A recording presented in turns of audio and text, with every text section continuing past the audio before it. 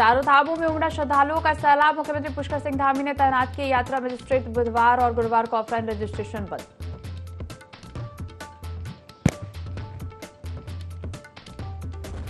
चारधाम यात्रा को लेकर भारी उत्साह। सबसे ज्यादा यात्री पहुंचे केदारनाथ। अभी तक 70,000 से ज्यादा लोगों ने किए चार धाम के दर्शन।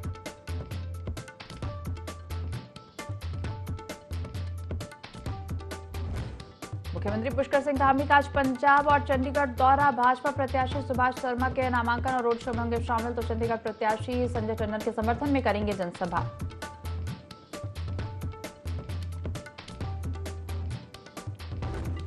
हरिद्वार में प्रधानमंत्री नरेंद्र मोदी की जीत के लिए दुआ। साबिर साहब की दरगाह पर चढ़ाई चादर। उत्तराखंड वक्फ बोर्ड के अध्यक्ष सादाब शम्स ने पीएम मोदी के जीत के लिए मांगी दुआ।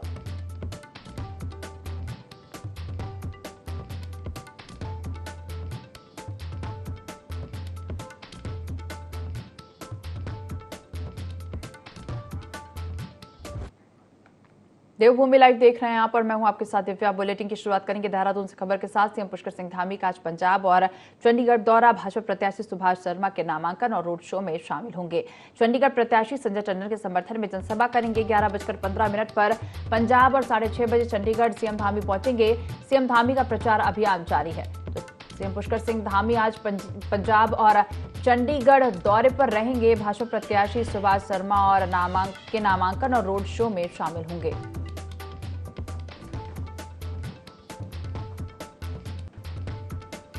चंडीगढ़ प्रत्याशी संजय टंडन के समर्थन में भी जनसभा करेंगे।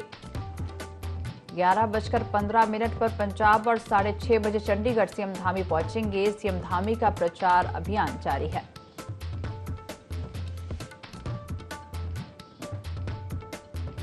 देहरादून से खबर। मुख्यमंत्री पुष्कर सिंह धामी का आज पंजाब और चंडीगढ़ दौरा है। भाजपा प्रत्याशी सुभाष शर्मा के नामांकन और रोड शो में शामिल होंगे। चंडीगढ़ में प्रत्याशी संजय टंडन के समर्थन में भी जनसभा करेंगे। आपको बता दें 11:15 पर पंजाब और 6:30 बजे चंडीगढ़ सीएम धामी पहुंचेंगे। सीएम धामी का प्रचार अभियान लगातार जारी है और इसी कड़ी में पंजाब और चंडीगढ़ दौरे पर सीएम पुष्कर सिंह धामी रहेंगे। भाजपा प्रत्याशी सुभाष शर्मा और के नामांकन में शामिल होंगे और चंडीगढ़ के प्रत्याशी संजय टंडन के समर्थन में भी जनसभा को संबोधित करेंगे।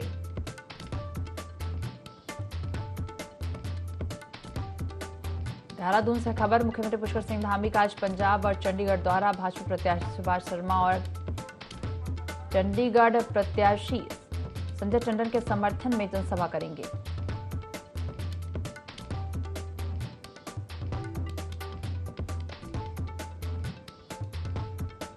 सीएम पुष्कर सिंह धामी का आज पंजाब और चंडीगढ़ दौरा है।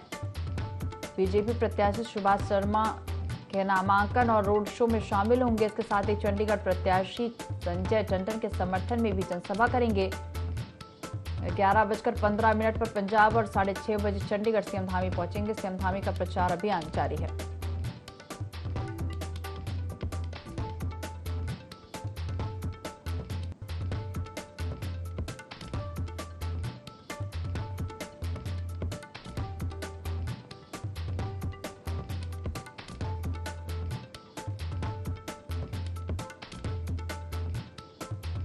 खबर देहरादून से है। सीएम पुष्कर सिंह धामी आज पंजाब और चंडीगढ़ दौरे पर हैं। भाजपा प्रत्याशी सुभाष शर्मा के नामांकन और रोड शो में शामिल होंगे। चंडीगढ़ के प्रत्याशी संजय टंडन के समर्थन में भी जनसभा करेंगे। 11:15 पर पंजाब और 6:30 बजे चंडीगढ़ सीएम धामी पहुंचेंगे, जहां वो रोड शो में शामिल होंगे और जनसभा को भी संबोधित करेंगे।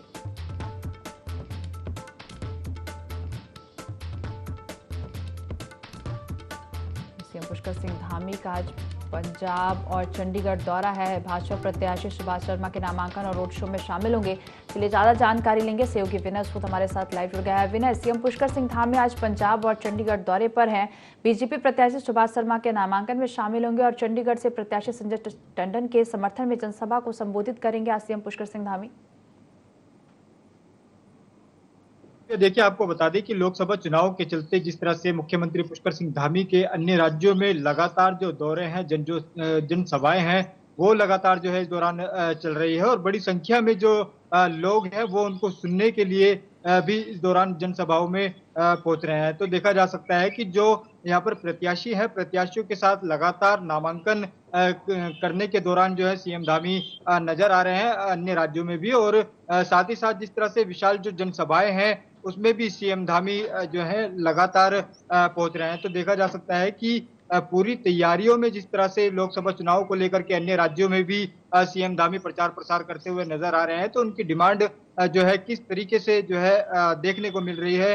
कई राज्यों में जिस तरह से वो प्रचार प्रसार करते हुए नजर आ रहे हैं, लोग जो है सीएम धामी को उनके विकास कार्य को लेकर के जो है जानते भी हैं, क्योंकि जिस तरीके से विकास कार्य उत्तराखंड में सीएम धामी ने किया है, युवा मुख्यमंत्री हैं और युवा सोच भी है, तो उसी को देखते हुए जो अन्य राज्य के जो लोग हैं वो उनको काफी सराहते भी हैं। और जिस तरह से बीजेपी आला कमान ने एक बड़ी जिम्मेदारी जो है इस दौरान यहाँ पर सीएम धामी को दी है, अन्य राज्यों में जाकर जिस तरह से प्रचार प्रसार वो कर रहे हैं, तो इसका जो बेनिफिट है, इसका जो फायदा है वो लोकसभा चुनाव में देखने को मिलेगा। जी विनय, तो देखा जाए सीएम पुष्कर सिंह धामी की अगर बात करें तो सीएम पुष्कर सिंह धामी एक बहुचर्चित नेता हैं, और फिर अगर देखा जाए तो उनका जो नाम जो है वो शुमार है, और देखा जाए तो स्टार प्रचारकों में भी उनका नाम शामिल रहा है।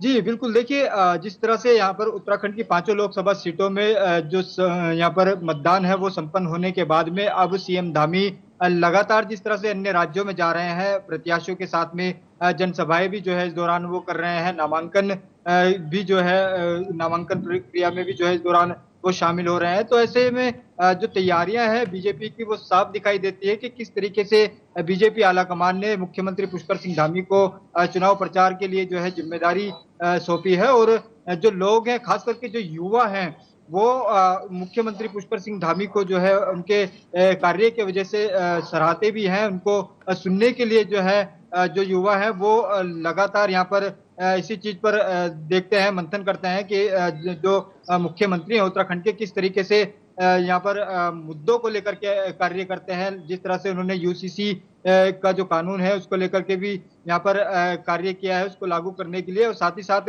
नकल विरोधी कानून जिस तरह से उत्तराखंड में रहा है, तो देखा जा सकता है कि पूरी तैयारियां जो है मुख्यमंत्री पुष्कर सिंह धामी की यही रहती है कि हर तरह से जो यहाँ पर संभव जो प्रयास है वो उत्तराखंड में विकास के लिए किए जाए। और जिस तरह से उनकी पूछ अब अन्य राज्यों में भी होने लगी है, तो इससे बड़ा फायदा जो है लोकसभा चुनाव के दौरान देखने को मिलेगा। जी जय वना, तमाम जानकारी साझा करने के लिए आपका धन्यवाद। चुनाव प्रचार के लिए मुंबई पहुंचे मुख्यमंत्री पुष्कर सिंह धामी ने जुहू बीच में सुबह की सैर की, और इस दौरान उन्होंने स्थानीय लोगों और पर्यटकों से बातचीत भी की। उन्होंने जुहू बीच में बच्चों के साथ क्रिकेट भी खेला। लोगों ने सिलक्यारा टनल बचाओ अभियान की सफलता और उत्तराखंड में यूसीसी लागू करने के लिए मुख्यमंत्री धामी की सराहना की। वहीं सीएम धामी के साथ लोगों ने सेल्फी भी ली।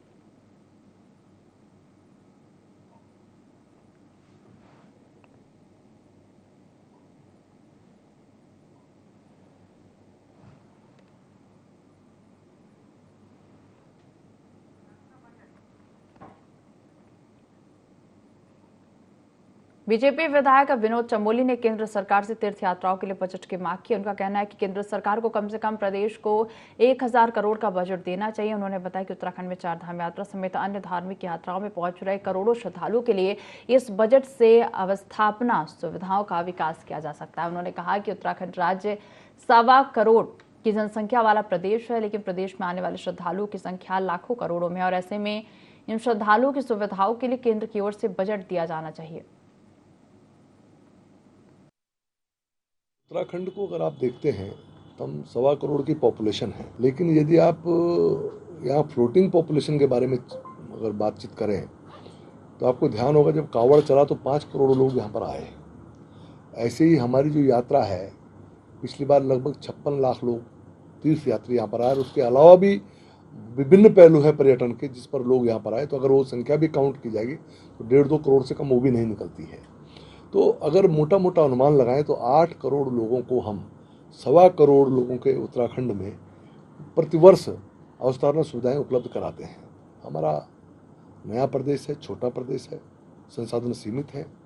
तो मैंने केंद्र सरकार से ये मांग की थी और संगठन में मैंने विषय रखा है कि कम से कम 1000 करोड़ रुपये प्रतिवर्ष यात्रा व्यय के लिए हमको मिलना चाहिए, और हम भी प्रयास करेंगे कि उस पैसे का उपयोग हम आयुक्त गढ़वाल मंडल विनय शंकर पांडे ने ट्रांजिट कैंप परिसर ऋषिकेश का औचक निरीक्षण करते हुए यात्रा व्यवस्थाओं का जायजा लिया। आयुक्त गढ़वाल मंडल ने संबंधित अधिकारियों के साथ यात्रा व्यवस्थाओं की समीक्षा करते हुए संबंधित अधिकारियों को चार धाम यात्रा को लेकर निर्देश दिए। उन्होंने कहा कि चार धाम यात्रा में आए प्रत्येक यात्री को सुगम और सुरक्षित यात्रा करना सरकार और प्रशासन की प्राथमिक जिम्मेदारी है।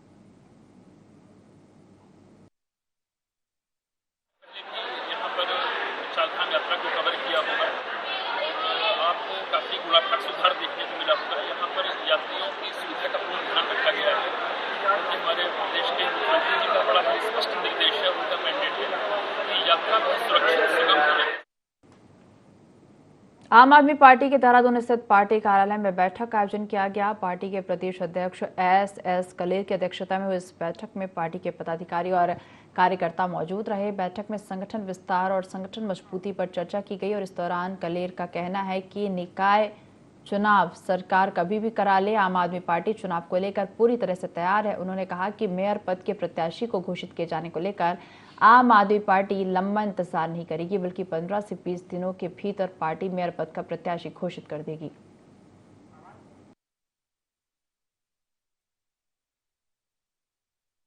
आज भी नगर इकाई में जो पार्टी के लोग इलेक्शन लड़ना चाह रहे हैं उनकी मीटिंग ऑफिस में बुलाई थी, मतलब उसके लिए तैयारी कर रहे हैं और बहुत जल्दी हम मतलब 15-20 दिन के अंदर अपना मेयर का कैंडिडेट और दूसरे जो प्रत्याशी हैं उनकी लिस्ट सूची जारी कर देंगे। हमें दूसरी पार्टी की तरह ये नहीं होता भी 10 दिन पहले करना 15।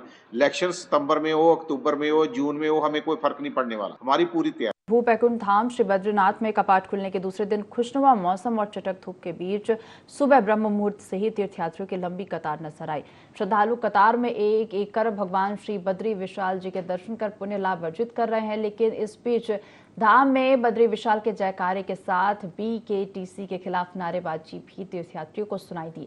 दरअसल यात्रा व्यवस्थाओं को सुव्यवस्थित करने को लेकर जो नए कदम उठाए जा रहे हैं उनको लेकर स्थानीय लोगों सहित पंडा पुरोहित समाज में कड़ी नाराजगी जताई है, जिनके चलते सुबह मंदिर परिसर के बाहर इस सरकार BKTC प्रबंधन और प्रशासन के खिलाफ जमकर प्रदर्शन हुआ। विरोध जो है हमारे भगवान के प्रति कोई विरोध नहीं है, लेकिन यहाँ के प्रशासन मंदिर समिति इन लोगों ने बद्रीनाथ में ऊपर से सेंटर से मोदी के कहने पे इतनी अराजकता यहाँ पे बद्रीनाथ में प्रकट की है। लोगों के मकान ये लोग तोड़ रहे हैं, लोगों के मकान के तोड़ अपने लिए कमरे बना रहे हैं। VIP कल्चर आप सभी जानते हैं कि जिस प्रकार से VIP बड़े बड़े लोग पैसे से टिकट खरीद कर अपने करते हैं, दर्शन करते हैं। हालांकि हमें उससे कोई एतराज नहीं, आप करिए, लेकिन इस वर्ष क्या हुआ, VIP गेट को आम नागरिकों का जो रास्ता था जहाँ से हम लोग अपने वहाँ को जाते हैं, जहाँ से हम अपने लोग वहाँ जाते हैं अपने घर को, पंडा लोग अपने वहाँ को जाते हैं घर को, उस गेट पर आज इतना बड़ा ताला मारकर आम निवासियों के मूल अधिकार की हत्या इन्होंने आज कर दी है। लेकिन मांगे तो कई है हमारी, लेकिन मेन समस्या आ रही है कि इस समय स्थानीय लोगों को, तीर्थ पुरोहितों को बिल्कुल जीरो करने की जो साजिश रची गई है उसके विरोध में आज ये धरना प्रदर्शन जारी है। और मैं आपके माध्यम से बताना चाह रहा हूँ कि लोग ये ना समझे कि हमारा 1 घंटे 2 घंटे का है। होने वाले समय में हम हो सकते हैं कि दोनों पुलों में पुल बंद करके और पूरा दर्शन व्यवस्था को ही बद्रीनाथ में ठप कर दें, जिसकी तरफ भी हम बढ़ सकते हैं। इसलिए जल्दी से जल्दी प्रशासन से आगे वार्ता करें और वार्ता ही ना करें, वार्ता के बाद समस्या का समाधान भी तुरंत होगा, तब जाके हम आगे बात।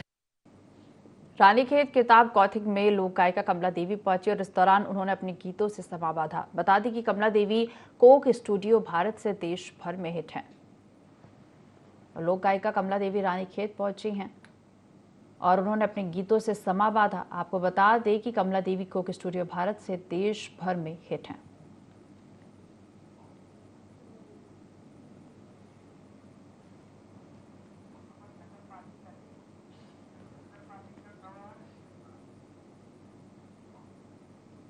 प्रदेश के गंगोत्री और यमुनोत्री धाम में लाखों श्रद्धालु यात्रा करते हैं और इस दौरान जिला मुख्यालय में यात्रा पर आने वाले श्रद्धालुओं की जिम्मेदारी नगर पालिका निभाती है। लेकिन नगर पालिका उत्तरकाशी में कई बड़ी समस्याएं हैं जिनका आज तक समाधान नहीं हो सका और ऐसे में लोगों को उम्मीद जगी है जब नगर पालिका के चुनाव होंगे तो शायद उनकी समस्या का समाधान भी हो जाएगा। चुनाव होने जा रहे हैं, जो भी इसमें उम्मीदवार बनेगा हमारी उससे अपेक्षा है कि नगर की जो पूर्व में जो समस्याएं थी, रामलीला मैदान को खेल मैदान बनाना और सब्जी मंडी को कहीं व्यवस्थित करना, नगर में पार्किंग और जो नगर में छोटा छोटा अतिक्रमण हो रहे इनको दूर करने की है। और मुख्य समस्या पे जो महिलाओं के लिए आज तक भी कोई भी पेशाब घर यहाँ पे नहीं बन पा रहा है, और जो बन भी रखे हैं उन पे यहाँ पे ताले लगे रहते हैं, और जो शौचालय बने हैं उन पे यहाँ पे प्रॉपर वे में सफाई नहीं हो पा रही है। आने वाले जो नगर पालिका का हमारे नगर का अध्यक्ष होगा, उनसे हमें यही उम्मीद है इन सभी समस्याओं को नगर पालिका अध्यक्ष दूर करे। नगर पालिका के लिए उम्मीद है सर कि एक तो नाली की स्थिति बेकार है, रोड पे पानी घुस रहा है, पूरा मार्केट में नालियां बंद है, नाली की सफाई नहीं हो रही है। तो हमें ऐसा नेता चाहिए जो मतलब अच्छा नगर पालिका का भविष्य सुधारे और पूरे बाजार का भविष्य सुधारे, और नगर पालिका में अच्छा नेता चाहिए हमें। हम तो उनसे ये उम्मीद करेंगे कि जो हमारी सबसे बड़ी पार्किंग की जो व्यवस्था है, हमारा यहाँ पे एक रामलीला मैदान है, उसको बड़ी मुश्किल से अभी आप माननीय मुख्यमंत्री जी आए तो उस समय सरकार ने, प्रशासन ने बहुत मेहनत करके उसको बहुत अच्छा बनाया था। लेकिन फिर वही बात है कि नगर पालिका फिर उस चीज़ को कूड़े कर फिर बनाने लगे, क्योंकि नाले को अगर गंदगी हो रही तो वो कहाँ फील्ड में जा रहा, गन्ने वाले कूड़ा डाल रहे तो फील्ड में डाल रहे हैं। अव्यवस्था के जो भी वहाँ पे रेडी ठेले लग रखी है वो व्यवस्थित ढंग से नहीं हो जा रही। हम चाहते हैं कि ये अगर ग्राउंड से अगर पर्यटन या वाले गाड़ियों वालों से अगर पैसा लेना है, कम से कम उनको सुविधा तो मिले, ढंग से गाड़ियाँ तो खड़ी हो, लेकिन नगर पालिका सिर्फ पैसे काटने से मतलब है और बस। जनपद उत्तरकाशी की अगर मैं बात करूं तो नगर पालिका के चुनाव महज ही कुछ महीने में होने बाकी है, और आज हमने जो है ग्राउंड जीरो पे यहाँ पे सर्वे किया कि जो आने वाला जो बोर्ड है इसके बारे में क्या कहते हैं लोग, क्या उम्मीदें जो है इस बोर्ड से लोगों की है। क्योंकि यहाँ पे जो रामलीला मैदान की अगर मैं बात करूँ तो वहाँ की भी समस्या है, यहाँ पे कूड़े की समस्या तो यहाँ पे हमेशा से बनी हुई, साथ ही साथ में जो है बरसात के सीजन में जो है यहाँ जो है नालियों में पानी भर जाता है और कई घरों में घुस जाता है। साथ ही साथ में अभी कई जगहें ऐसी है जहाँ के रास्ते बनने बाकी है, बने तो हैं लेकिन वो बिल्कुल इतने छोटे हैं कि वहाँ पे जो है आसान 2 आदमी नहीं जा सकते। लेकिन जो यहाँ पे जो नया बोर्ड आएगा उसके सामने जो है कई चुनौतियाँ हैं, और आने वाले समय में कहीं ना कहीं लगता है कि जो नगर पालिका का जो यहाँ के जो मतदाता है एक ऐसी टीम को चुनेंगे जो कि इनकी समस्याओं का समाधान करेंगे। दीपक नोटल, ND24 उत्तरकाशी।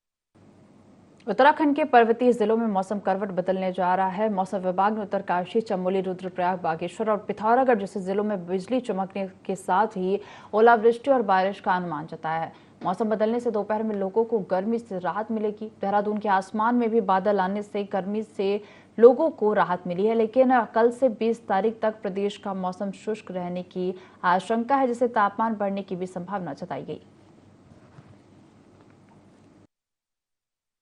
उत्तराखंड के लिए मौसम की बात करते हैं। आज आपकी 13 तारीख मई की है और आज तो छुटपुट एक्टिविटी आप कह सकते हैं कि जो अंदर के डिस्ट्रिक्ट हमारे हैं, उत्तरकाशी, चमोली, पिथौरागढ़, रुद्रप्रयाग, बागेश्वर, आफ्टरनून में थोड़ा बहुत डेवलपमेंट देखने को मिल सकता है। लाइट एक्टिविटी की उम्मीद है, बाकी कोई वार्निंग वाली बात कुछ नहीं है। कल से आप देखेंगे 14 से लेकर करीब 19 या 20 तारीख तक जो है तो मौसम जो है शुष्क रहने वाला, ड्राई रहने वाला है। और जो तापमान है, क्योंकि कोई बारिश की एक्टिविटी 14 से लेकर 19-20 तक हम देख रहे हैं तो उसमें है नहीं जो है, तो इसकी वजह से कहीं ना कहीं फिर जो तापमान है वो थोड़ा जो है ग्रेजुअली बढ़ेंगे और आप देखेंगे 18, 19, 20 के आसपास जो करीब जो है मैदानी क्षेत्रों में आप कह सकते हैं कि 39-40 के आसपास ऊपर पहुंच जाएंगे। और इसी तरह जो है हिल्स में भी बात करें कि जो 2000 मीटर या उसके आसपास के क्षेत्र की बात करें तो वहां पर भी वो करीब जो है 28-29 तक वो आ जाएंगे। संजय नगर विकास और कल्याण समिति के कार्यकर्ताओं ने नगर पंचायत लालकुआं के SDM से मुलाकात करते हुए नगर पंचायत लालकुआं से सिटी कॉलोनी लाइन पार संजय नगर क्षेत्र को नगर पंचायत में शामिल किए जाने की मांग करते हुए 1975 में जारी शासनादेश का पालन करते हुए नगर पंचायत की सुविधाएं मुहैया कराने की मांग को लेकर ज्ञापन सौंपा। वहीं इस मामले पर SDM परितोष वर्मा ने कहा कि पूर्व में जारी शासनादेश का परीक्षण किया जा रहा है, साथ ही मामले में अधिकारी को ज्ञापन भी भेजा जा रहा है, जिसके बाद आगे की कार्रवाई की जाएगी।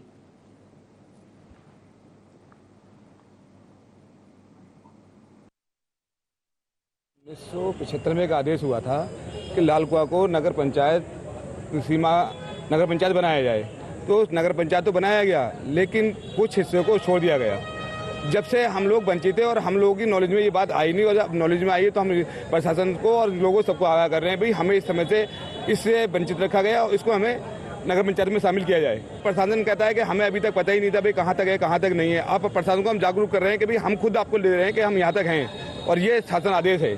हमारा जो लाइन पास संजय नगर लालकुआं में एक बस्ती है वो नगर पंचायत सीमा से जानबूझ करके बाहर की गई है तो हम पुराने शासनादेश जिसमें राजस्व ग्राम घोषित किया गया था उसके बिहाफ में हमने माननीय प्रशासक महोदय को ज्ञापन दिया है कि हम ऑलरेडी पूर्व से ही नगर पंचायत सीमा के अंतर्गत आते हैं, लिहाजा हमें नगर पंचायत सीमा के जो लाभ हैं वो हमें दिए जाए, हमें हमारे हाउस टैक्स लगाए जाए, हमें मतदाता सूची में हमारे नामों को शामिल किया जाए। इस संबंध में हमने माननीय महोदय को ज्ञापन दिया है।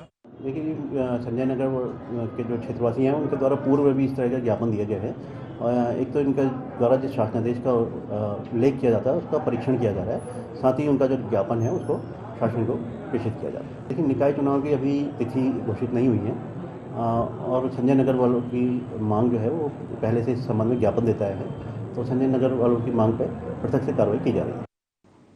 हरिद्वार में महामंडलेश्वर स्वामी नरसिंहानंद गिरी एक बार फिर धर्म संसद का आयोजन करने जा रहे हैं। मालवीय घाट पर पूजा अर्चना करने के बाद यति नरसिंहानंद ने प्रेस कॉन्फ्रेंस की, जहां उन्होंने कहा कि दिसंबर महीने में गाजियाबाद के डसना पीठ पर एक बार फिर 17 से 21 दिसंबर तक धर्म संसद का आयोजन किया जाएगा, जिसमें शामिल होने के लिए देश भर के बड़े साधु संतों, धर्माधिकारियों और हिंदू चिंतकों को बुलाया जा रहा है। उन्होंने कहा कि देश में हिंदुओं की आबादी तेजी से घट रही है, ये बड़ी चिंता का विषय है। सभी हिंदुओं को एकजुटता के लिए धर्म संसद का आयोजन किया जाएगा।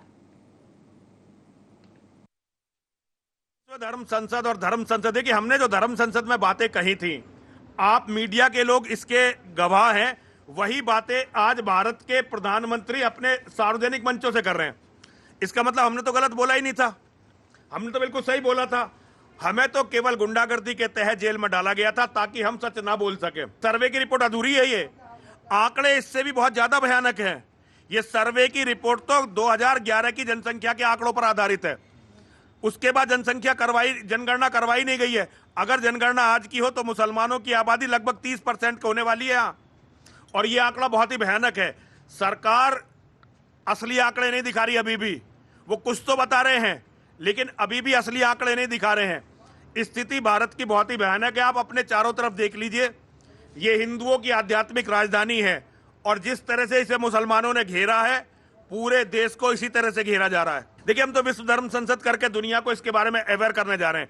पूरी दुनिया से अलग अलग धर्मों के धर्मगुरु और बुद्धिजीवी विश्व धर्म संसद में आने वाले हैं और हम लोग मिलकर इस वैचारिक लड़ाई को लड़ेंगे। जनपद उत्तरकाशी के थराली में स्थित भगवान कल्प केदार मंदिर के कपाट पूरे विधि विधान के साथ खोल दिए गए हैं। पौराणिक मान्यता के मुताबिक इस मंदिर के दर्शन मात्र से 4 धाम का पुण्य प्राप्त होता है। प्राचीन काल में शंकराचार्य के सनातन धर्म के पुनरुत्थान अभियान के तहत यहाँ मंदिर समूह स्थापित किए हैं। बता दें कि शुरुआत में समूह में 240 मंदिर थे, लेकिन 19वीं शताब्दी की शुरुआत में श्रीकंठ पर्वत से निकलने वाली खीर गंगा नदी में आई बाढ़ से कई मंदिर मलबे में दब गए थे, जिसके बारे में सन 1816 में गंगा भागीरथी के उद्गम की खोज में निकले अंग्रेज यात्री जेम्स विलियम फ्रेजर ने अपने वृत्तांत में धराली मंदिर में विश्राम करने का उल्लेख किया है। पहली बार हमारे ग्राम धराली में हुआ, जो हमारे कल्प केदार की भव्यता और दिव्यता का जो हमने एक नया रूप दिया है, जिससे पूरा हिंदुस्तान नहीं बल्कि समुचित विश्व सराहना कर रहा है। और इस प्रकार के जो कार्यक्रम है, ये एक प्रकार का संदेश पूरे हिंदुस्तान, पूरे देश विदेश और क्षेत्र में देंगे कि टूरिज्म के साथ साथ अध्यात्म का भी ध्यान रखा जाए। अक्षय तृतीया का जो माँ गंगा का मंदिर खुलता है, उसके जो दूसरा जो सोमवार आता है, उस सोमवार के दिन जो है विगत वर्षों की भांति प्रति वर्ष हर साल जो यहाँ पे कल्प केदार मंदिर के कपाट खुलते हैं श्रद्धालुओं के लिए, वो आज के दिन कपाट खोल दिया गया है। और हमारे जो ग्राम सभा धराली के समस्त ग्रामवासी और समिति के लोगों ने जो भी इस बार इसका भव्य रूप दिया है, और आज से ही सायंकालीन आरती 6 महीने के लिए श्रद्धालुओं के लिए जो है सायंकालीन आरती के लिए आप लोग दर्शन कर सकते हैं। इस बुलेटिन में फिलहाल इतना ही। आप देखते रहिए IND24। नमस्कार।